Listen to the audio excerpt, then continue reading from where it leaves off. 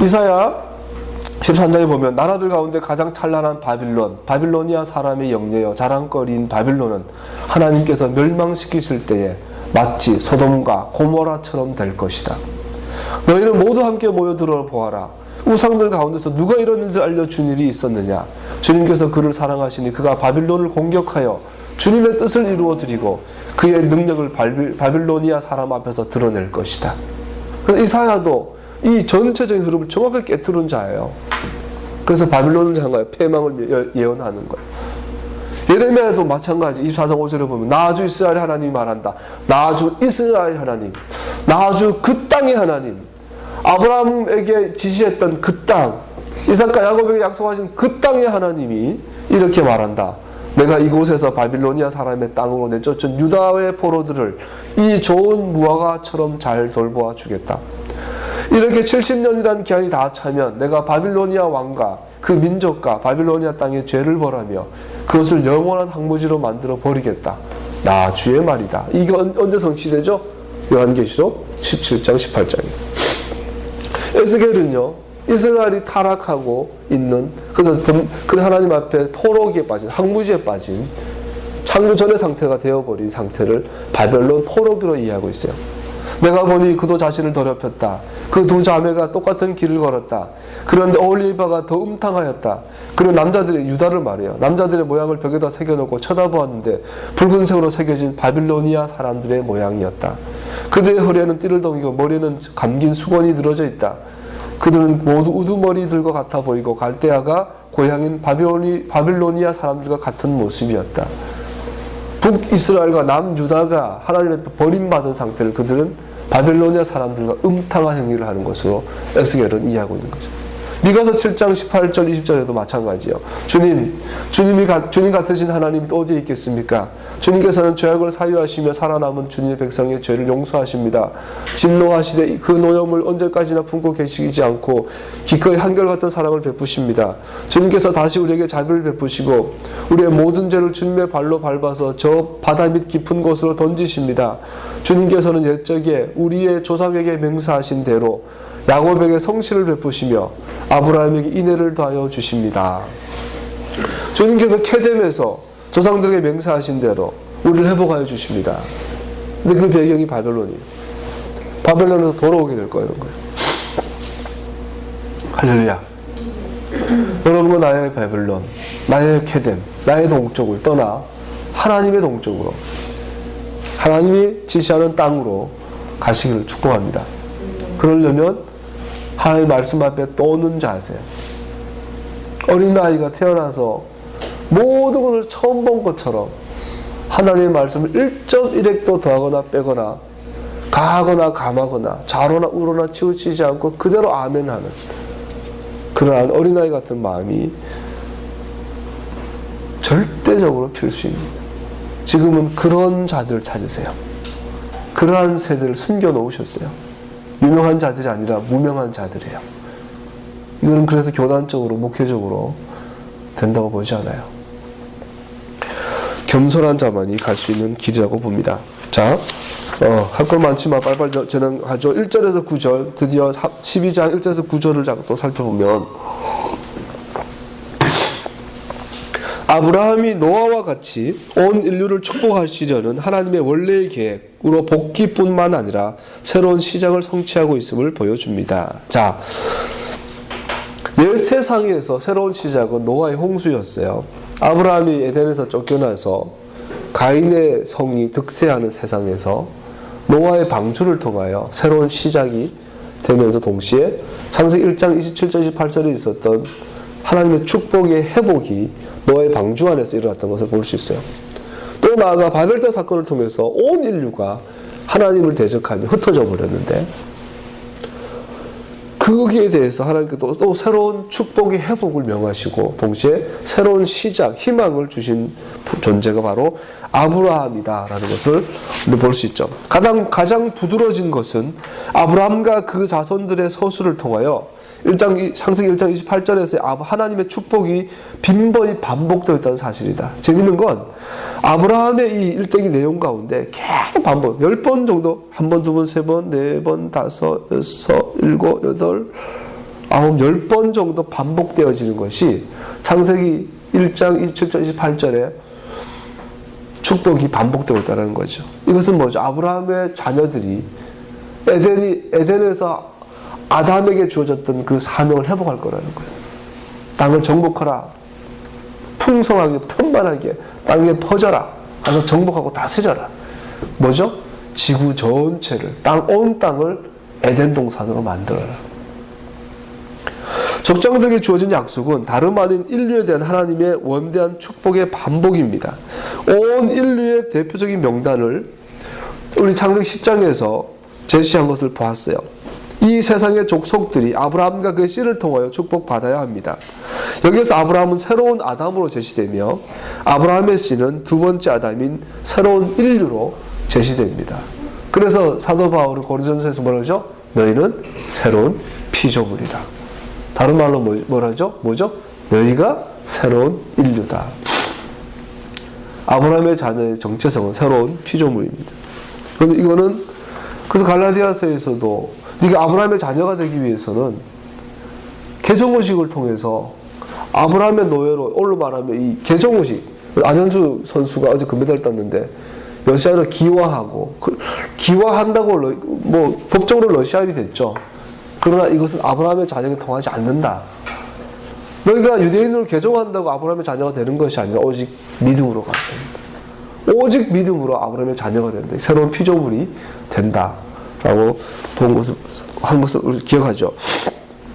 그를 축복하는 자를 하나님께 축복하실 것이며 그를 저주하는 자를 하나님께 저주하실 것입니다. 한때 선악을 알게 하는 나무에 의해 표시되었으며 나중에는 방주에 의해서 표시된 생명과 축복의 길이 이제는 아브라함과 그 씨에 의해서도 표시됩니다.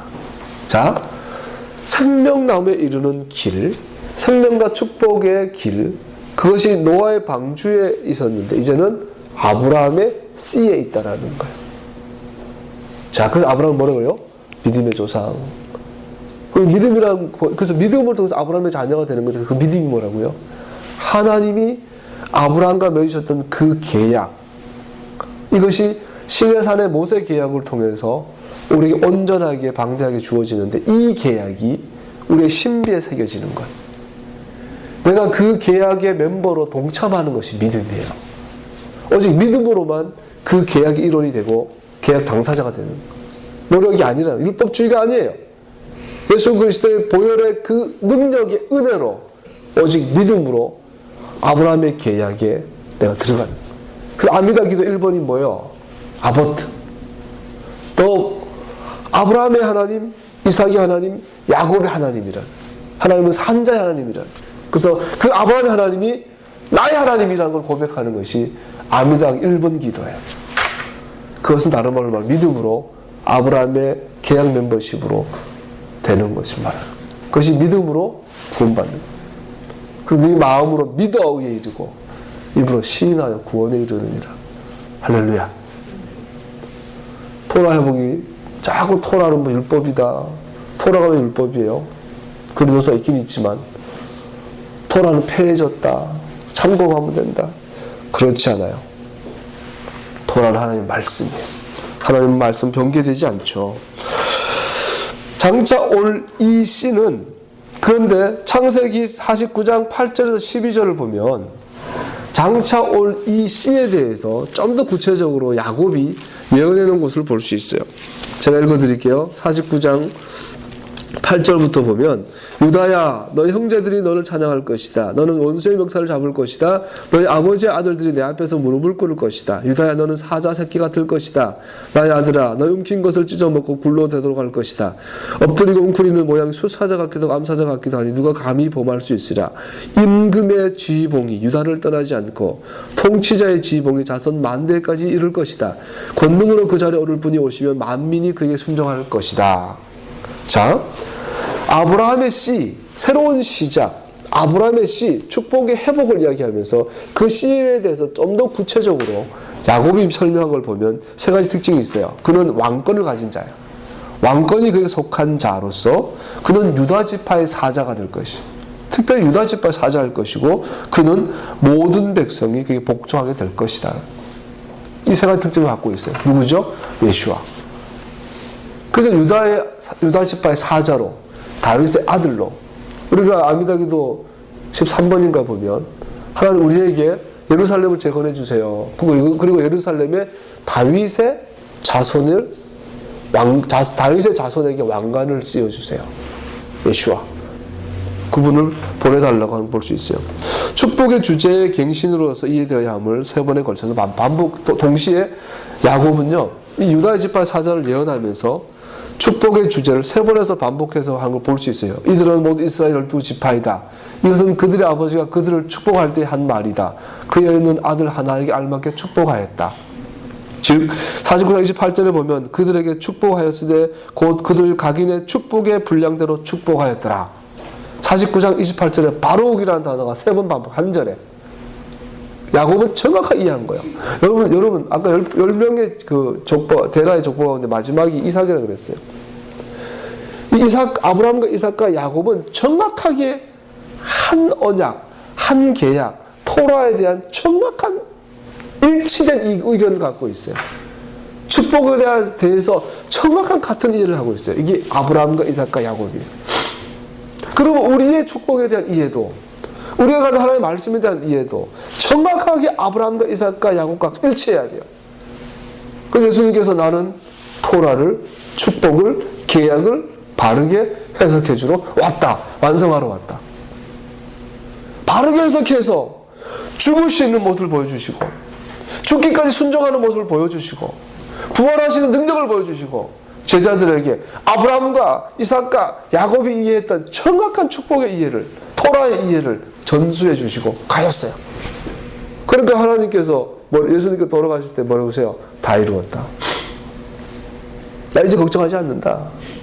나는 이스라엘에서 태어나서 이스라엘에서 죽지만 너네들은 전 세계를 다니게 될 것이다. 너네들을 통해서 전해진 하나님의 토라가, 하나님의 복음이 코리아까지도 가게 될 것이다.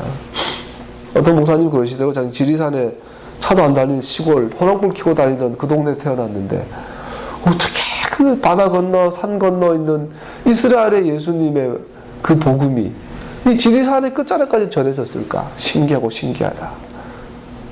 할렐루야. 그래서 예수님께서 걱정을 안 하시고 가신 거예요. 성령이 오시면 내가 너에게 이런 말을 하나도 빼지 않고 정확하게 다시 생각나게 해줄 거다. 너희의 선생님, 현인들이, 너희의 조상들의 미드라시가 나의 토라를 다르게 잘못 해석한 많은 것들에 대해서 걱정하지 않는다. 왜? 이제 성령께서 내가 너희에게 토라를 바르게 해석해 줬던 것을 정확하게 다시 생각나게 해줄 거다. 베드로야, 야고보야, 요한아, 땅끝까지 이르러 내 복음을 전해라. 내가 토라를 해석한 그 내용을 성령께서 그것을 너희들한테 그대로 생각나게 해줄 건데 그것을 그대로 전해라. 이것이 제자다. 그거를 제자라고 해요. 성경에서. 그래서 교회라는 건 뭐예요? 영혼을 구원하여 제자 만드는 게. 영혼을 구원하여 토라를 전하는 교회가 뭐죠? 교회예요. 할렐루야.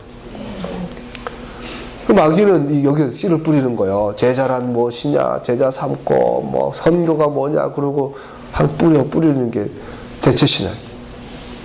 이스라엘은 끝났고, 교회가 이스라엘하고, 토라는 폐해졌고, 하나님이 애하던데, 삼일체라고 그래버리고, 여러 가지로 빼는 걸 볼 수 있어요. 할렐루야. 우리 아들 에녹이가 앞에서 졸고 있어서 코를 막 골고 있어요. 마지막으로 하나만 더 마치겠습니다. 6절에서 9절을 보면요. 우리 창세기 12장 6절에서 9절을 보면 또 하나 주목해야 될 부분이 있어요. 아브라함은 그 땅을 지나서 세겜 땅, 그죠? 세겜 땅으로 가서 상수리나무 있는 곳에 이르렀다. 여러분, 세겜 땅, 상수리나무 딱 떠오르는 이미지 있지 않나요? 야곱이 하란에서 들어와서 세겜 땅에 가서 뭘 하죠? 우상들을 제거해요. 목욕을 하고 옷을 갈아입고 모든 우상들을 거두어서 상수리나무 아래 파묻어요.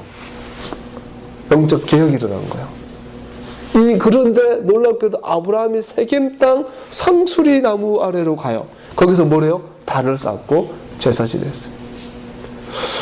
신기하죠? 7절에 보니까 내가 너의 자손에게 이 땅을 주겠다. 세겜 땅이에요. 세겜 땅을 내게 주겠다 돼 있어요. 그 8절에 보니까 아브라함 거기서 떠나 베델의 동쪽에 있는 산간 지방으로 베델로 옮긴 거 볼 수 있어요. 베델, 서쪽은 베델이고 동쪽은 아이. 즉 베델과 아이 사이의 땅으로 들어가요. 이 땅이 아브라함이 주신 땅이에요. 그리고 아브라함은 거기에서도 제단을 쌓아서 주님께 바치고 주님의 이름을 부르며 예배드렸다. 자, 두 땅이 나와요. 세겜 땅. 베델과 아이 사이에서 아브라함이 제단을 쌓고 주님의 이름을 부르며 예배를 드렸어요. 먼저 하나님과 계약 체결을, 계약 관계가 완성되는 거예요. 그리고 9절에 보면서 아브라함은 또 길을 떠나 줄곧 남쪽으로 가서 네겝에 이르렀다. 네겝 땅은 오늘 말하면 이스라엘 최남단을 말해요. 자, 세 지역을 기억하세요. 세겜 땅, 베델과 아이 땅, 그리고 네겝. 이 세 땅이 놀랍게도 야곱이 하란에 갔다가 야복강을 건너서 돌아와서 가서 제단을 쌓는 땅과 정확하게 일치해요. 또 놀라운 사실이 여호수아가 출애굽 백성을 데리고 모세가 죽고 요단을 건너서 이제 약속의 땅 정복 정쟁을 벌이죠. 정복했던 루트와 정확하게 일치해요. 이 땅이 바로 내가 내게 지시할 땅인 거예요. 할렐루야. 이 땅이 1945년도에 48년도가요. 우리의 광복과 비슷한 시기에 이스라엘 공화국이 회복이 됐어요. 2000년대. 그 땅이 다시 이스라엘 백성에게 돌려졌어요. 우리는 그런 역사를 지금 보고 있습니다. 자, 이것만 마무리하고 마칠게요. 아브라함이 가나안 땅으로 들어가는 것에 대해서 오직 세 군데 지명만 언급됩니다. 세겜과 베델과 아이 사이의 땅, 네겝, 우리로 말하는 남방. 이 땅은 야곱이 하란으로부터 가나안으로 돌아올 때 거쳤던 세 지역과 동일하며 또한 여호수아의 지도 아래서 가나안 땅의 정복에 대한 기사 가운데 차지하고 있는 지역과도 동일하다는 사실은 결코 우연일 수 없습니다. 아까 말씀드렸어요. 하나님은 그 땅에 대해서 어마어마한 열망을 보여주세요. 창조부터 세초부터 세말까지 주님의 눈동자가 정확하게 그 땅에 있어요. 그 땅에서 뭘 기억한다고죠? 이스라엘과 하나님이 샤밧 가운데 거하시는, 샤밧의 안에 있는 그 안식 가운데 있는 것을 주님은 계속 보고 있는 거예요. 그 샤밧을 회복하기 위해서 주님께서 목숨을 버리셨던 것을 볼 수 있어요. 그 가운데 들어갈 자를 찾으시는 거예요. 할렐루야. 누가 들어가요? 성령의 사람, 토라의 사람. 주님과 계약 백성이 들어가요.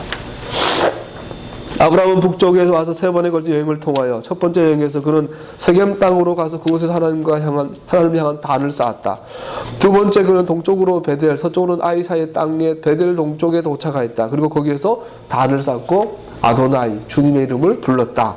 세 번째 여행에서 그는 네겝 땅으로 가서 네겝 땅에서 뭐 하냐 나중에 보면요. 헤브론에서 나중에 막벨라 땅을 샀다. 거기에서 뭘 합니까? 아브라함과 사라의 무덤이 있어요.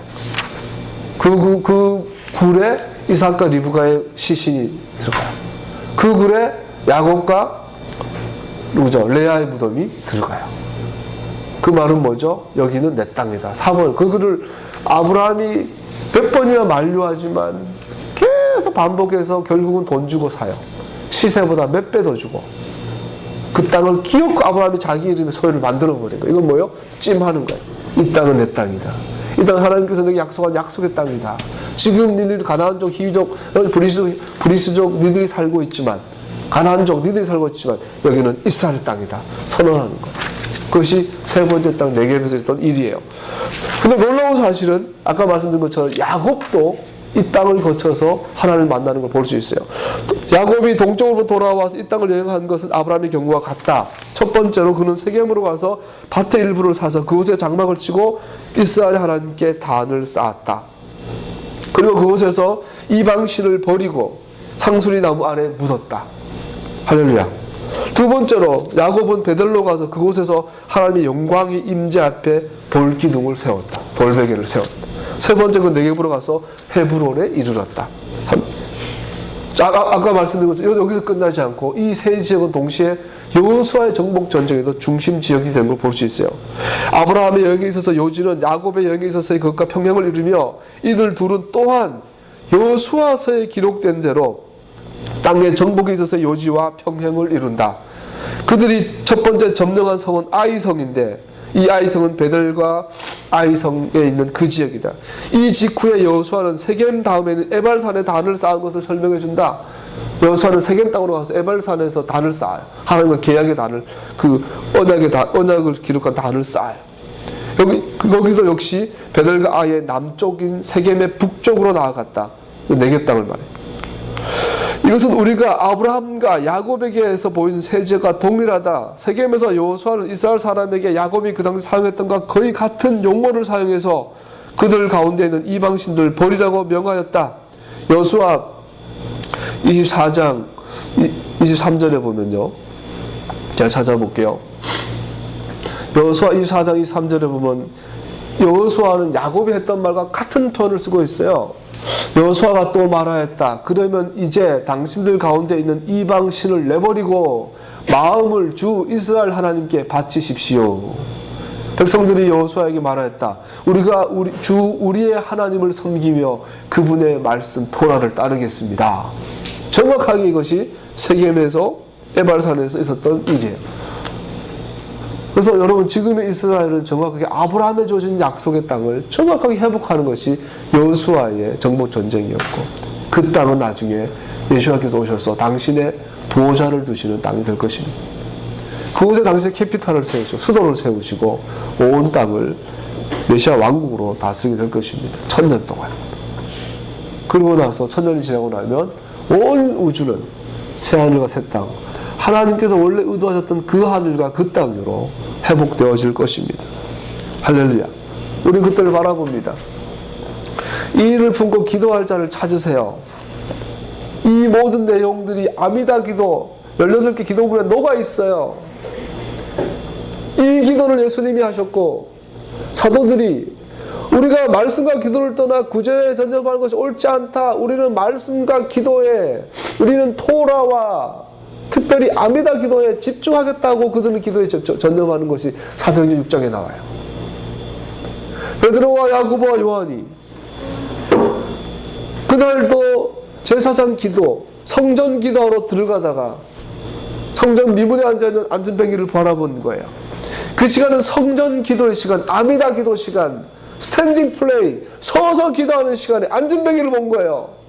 너는 이스라엘인데 왜 성전에 가서 서서 하는 기도를 못하느냐?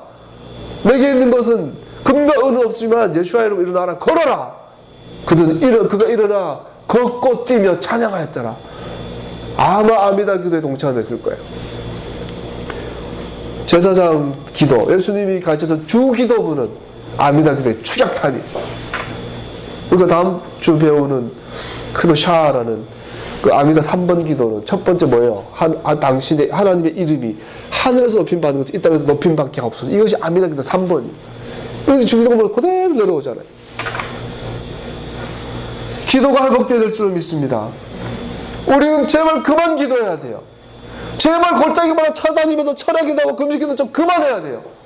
금절마다 목사님들, 교인들 불러놓고 철야 그만 시켜야 돼요. 그의 삶에서 제사장 기도가, 제사장적 기도가 회복되도록 새로운 기도를 가르쳐야 돼요. 토라를 회복해야 돼요.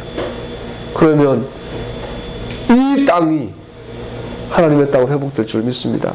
말씀을 마무리하겠습니다. 땅의 정복이 이미 조상들의 시대에 그들이 단을 쌓고 땅을 구입하는 것에 의해서 제시된 것처럼 상징적인 방법으로 성취되었음을 보여줍니다. 그러므로 그것은 자꾸 이 땅의 지역이 반복되어지는 것은 조상들의 행위 안에는 하나님께서 처음부터 그들을 돌보셨으며 나중에 그 조상들의 자손의 시대에 있어서도 하나님께서는 신실하게 남아 계실 것임을 믿을 수 있는 근거가 놓여 있음을 보여준다. 할렐루야. 모든 부흥은 회복입니다. 부흥의 본질은 회복입니다. 오리지널을 회복하는 것이 부흥의 본질입니다. 그래서 부흥은 오리지널을 발견하는 것에서 시작되어집니다. 토라가 회복되어지고 성령의 진리의 성령의 강림하심, 오리지널이 보여지는 것이 부흥의 시작입니다. 할렐루야. 이것은 많은 선조들이 놓쳤어요. 이제 우리 세대에 오리지널이 아브라함과 주님이 맺었던 그 계약이, 신의 산에서 이스라엘과 하나님 맺었던 그 계약이 나의 계약인 것을 이 시대에 발견하는 무리들이 넘쳐나 생기기 시작했고, 이제 지구 전역에서 일어나기 시작할 겁니다. 이것을 천국 복음이라 그래요. 이거를 천국 복음이야. 하나님 나라의 복음이라 그래요. 천국은 죽어서 가는 곳이 아닙니다. 오늘 말씀 생각하면서 기도하죠. 이 땅과 열방 가운데 토라의 무리들이, 진리의 성령의 무리들이 일어나기를 기도하십시다. 그리고 여러분과 나와 여러분의 가정과 개인이 오리지널을 발견하는 성령의 진정한 능력들이, 행복들이 일어나기를 기도합니다. 한번 기도합시다.